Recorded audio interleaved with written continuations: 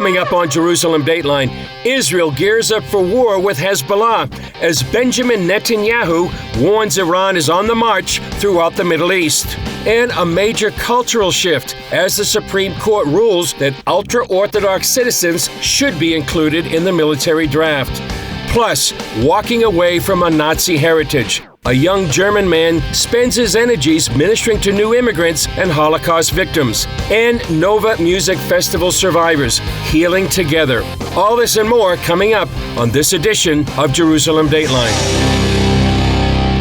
Hello and welcome to this edition of Jerusalem Dateline. I'm Chris Mitchell. A peace deal could possibly avert a war between Israel and Hezbollah. But the amount of firepower assembling on Israel's northern border suggests that war could start any day. Meanwhile, survivors of the Nova Music Festival gathered to celebrate being alive and to declare victory over Hamas's culture of death. Paul Strand has the story. Israeli troops continue gathering and preparing on the border with Lebanon for what could soon be full-on war.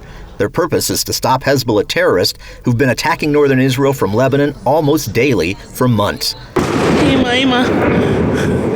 That's forced some 80,000 Israelis to flee their homes and empty out whole communities. Living right now in Kiryat Shmona is very sad. The city is empty most of the time. Hezbollah hit the north with some 40 rockets Thursday, saying it was to avenge a number of recent Israeli strikes on the terrorist group. As the war against Hamas grinds on in Gaza and tensions mount in the north, Israel's prime minister keeps trying to draw the world's attention to Iran, the massive power behind Hezbollah, Hamas, and other groups. Benjamin Netanyahu is warning Iran and his proxies are, quote, on the march to conquer the Middle East. Visiting the north, Israel's President Isaac Herzog complained the international community is doing little to stave off war. So he said it shouldn't be surprised if, quote, the situation spirals out of control.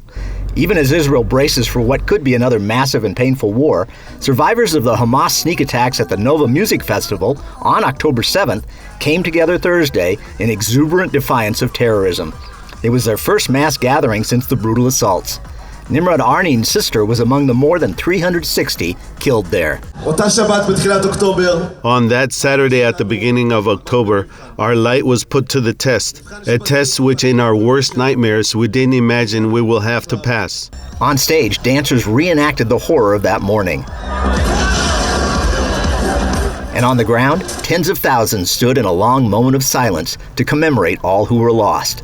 But the main message of the day, Israelis will not let the terrorists steal away their full embrace of life, their joy, their dance. Nothing can stop us from living our lives here in Israel, and nothing can stop us from keep on dancing and living. Paul Strand, CBN News, Jerusalem. Israel's Supreme Court made a unanimous decision this week, which could set off a political earthquake. It concerns including the ultra-Orthodox in the military draft. To break it down and explain some of the history is Rabbi Dov Lipman, who comes from the world of Israeli politics. When the State of Israel was founded, there was a group of ultra-Orthodox who were against the idea of a mandatory draft for all young men. And they worked out a deal that 400 elite scholars would focus exclusively on their religious studies. And that would be basically a source of spiritual blessing for the army, for the country, and would preserve this idea of a small group that studies the religious texts all the time in a Jewish state which certainly values the study of the Jewish religious texts. But what has happened over the last 76 years is that small group of 400 elite scholars has now become 65,000 young men who claim that they're studying the religious texts and therefore are exempt from military service. And broader Israel said that there needs to be equality. How can there be tens of thousands who are being exempt from military service when everyone else is serving? serving. And the Supreme Court heard those complaints and said, yes, there needs to be equality. The idea that a small group will focus on their religious studies, that makes sense. That's a value for the country. But the idea that an entire population, which has grown significantly, gets exempt, that's not acceptable. And that's what the Supreme Court ruled. And they basically said, the Knesset is required to pass legislation that provides equality, where everyone is serving the country. Now, the reason why this is a challenge is because in Netanyahu's governing coalition, he has ultra-Orthodox parties that he needs in order to have a majority. They are against the idea of expanding the draft to include their young men, and that's where we have this collision between the Supreme Court on the one hand demanding equality of some kind, and parties in Netanyahu's government that are saying, we don't want to yield on this issue. We want all of our young men to get this exemption. And at the moment, the Supreme Court ruling is everyone gets drafted. Until you come with a law that shows equality, everyone gets drafted. There's no way these ultra-Orthodox parties can stay in a government where that's the government policy, and that could collapse the government and lead to a new election. Up next, news analysis with CBN Middle East correspondent Julie Stahl in our studio.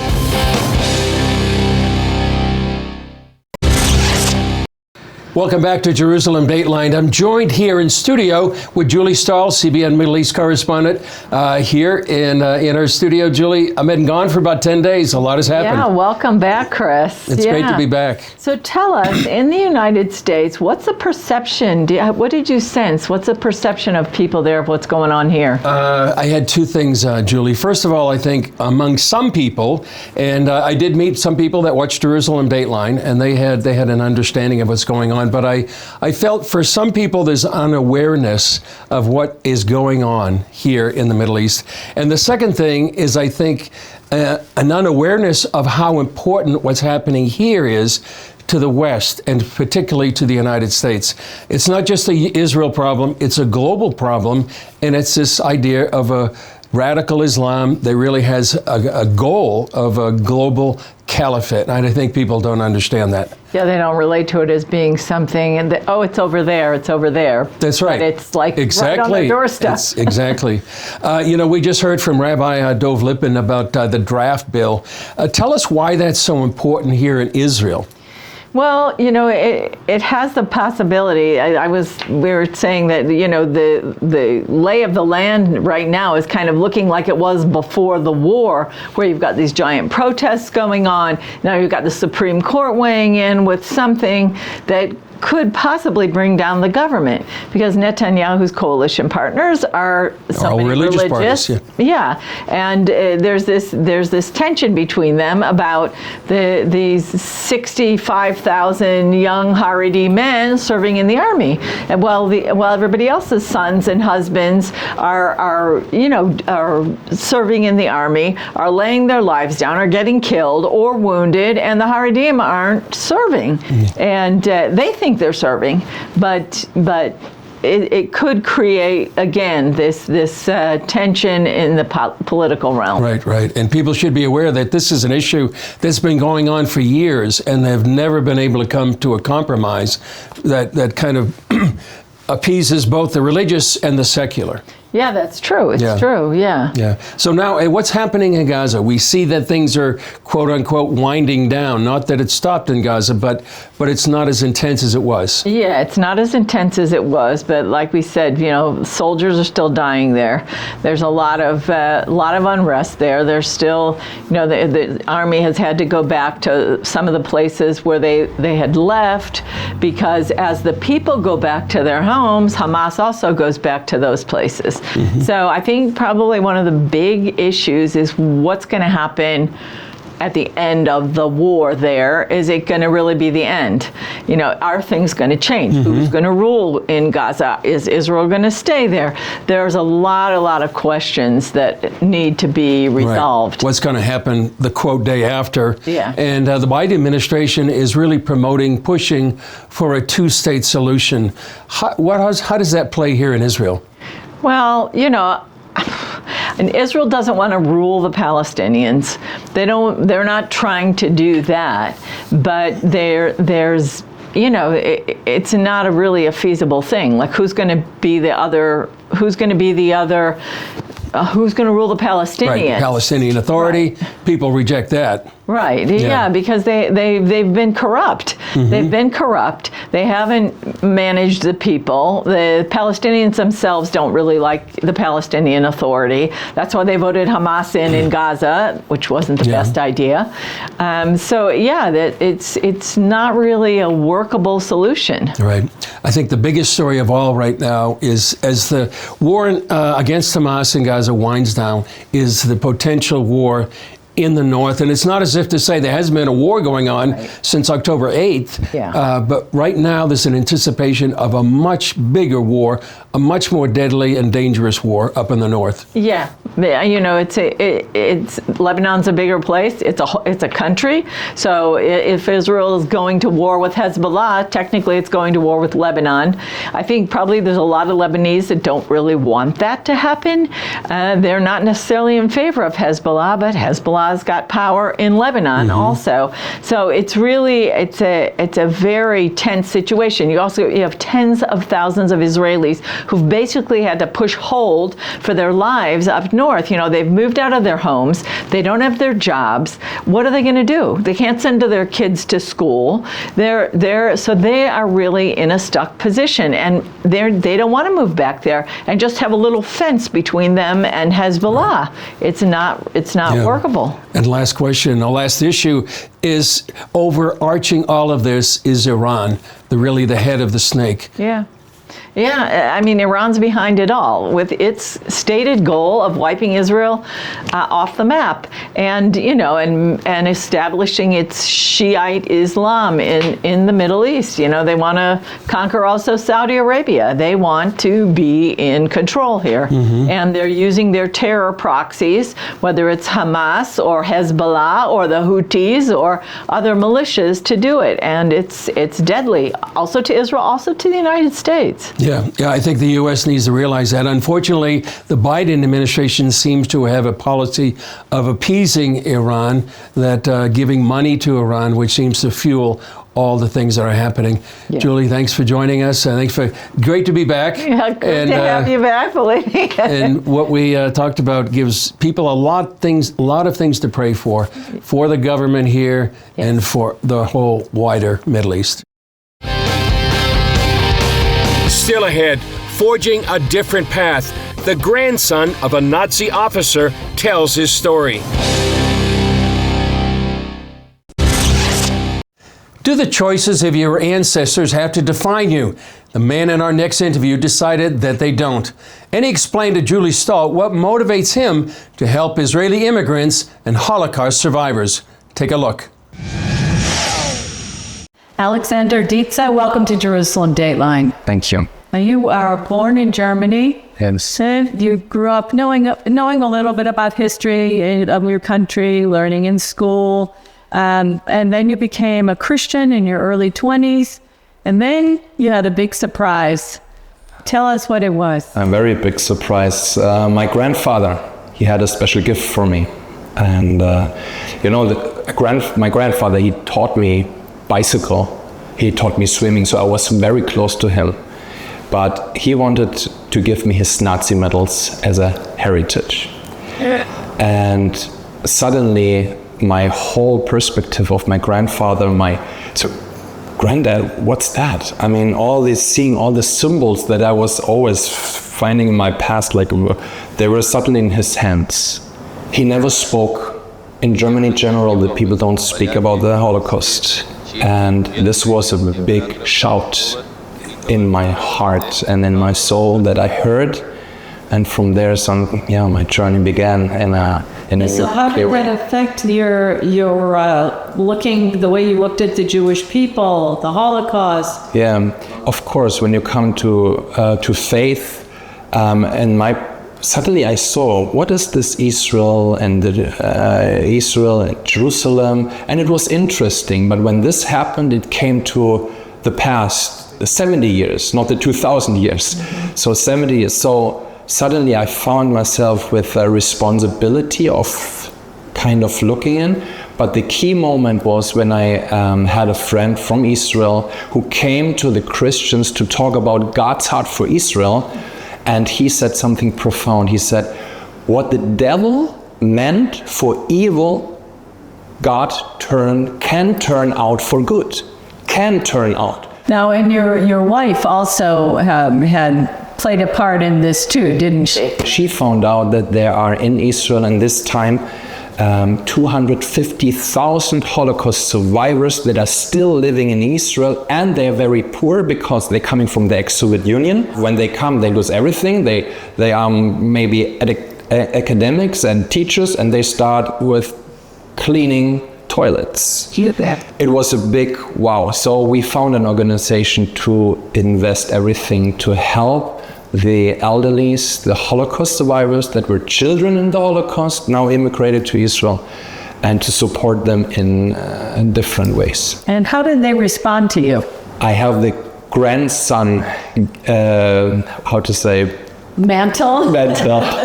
It's easier for them to relate with me as with the old elderly generations of German. It's really the little gap of grandson, because they can differentiate.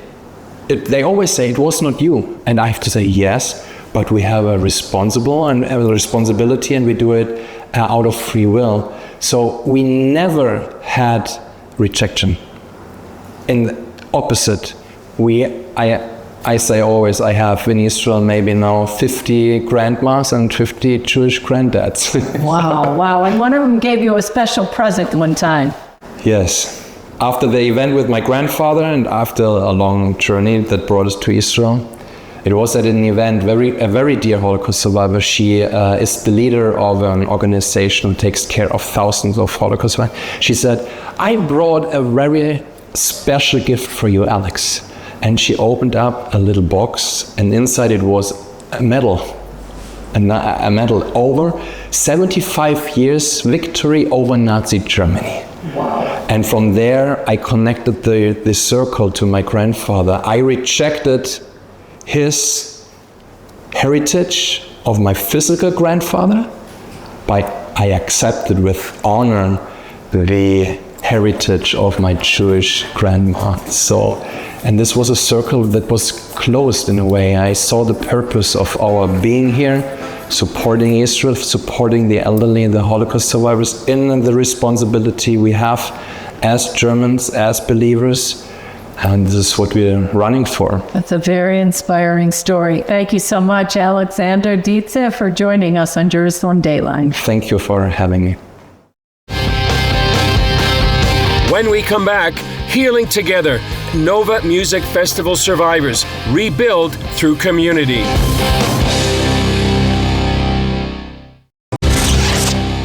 As shown earlier in our program, the survivors of the Nova Music Festival massacre are still putting their lives back together.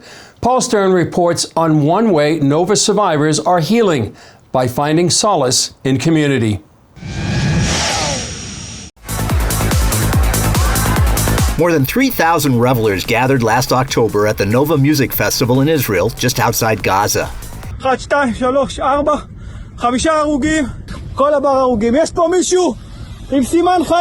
And more than 360 of them died October 7th, when Hamas and other terrorists rampaged through the festival grounds, killing, raping, and taking hostages.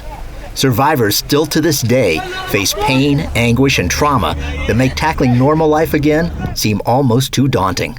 Like for Hila, who ran for 5 hours to escape the brutal terrorist October 7th. There are still breakdowns, I call that, a panic attack, a blocking in the mind. A loose-knit group called the Tribe of Nova Community has come up with all sorts of services and activities to help these survivors do more than just survive, but thrive and dance and enjoy life again.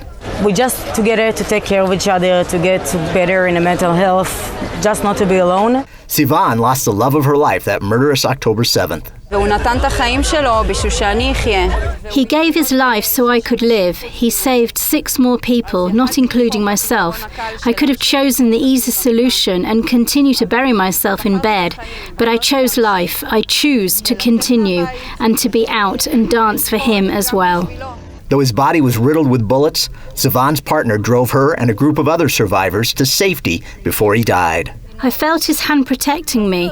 With all this, he was still driving. He was shot all over his body, and I felt his hand protecting me. The Friends of Nova community helped bring Sivan back to life and to recovery from her wounds, and to the dance. I'm dancing for 2. And after being shot in the leg, I come here and come back to dance and be happy and meet friends. I need to dance again. We have to dance again. Not only for me, for all the people that I lost. I lost more than 6 friends to the Nova Music Festival. 3 of my friends are still holding hostages in Gaza. Hila and Sivan dive into all that the Tribe of Nova community brings them, like a once-a-week get-together by a Tel Aviv lake. They garden, explore therapies, get psychological counseling, and party again, together. The community, the very special people, beautiful inside and out, are the ones who basically bring me back to life. I'm much better. I'm going out, I can dance, I can smile. I think this is our victory, and it is true that there are still people who are held hostage and they go through hell every day, but that does not mean that Hamas has defeated us. Paul Strand, CBN News, Jerusalem. Well, that's all for this edition of Jerusalem Dateline. Thanks for joining us. And please continue to pray that God would thwart the plans of evil men and make a way for the hostages to come home. I'm Chris Mitchell. We'll see you next time on Jerusalem Dateline.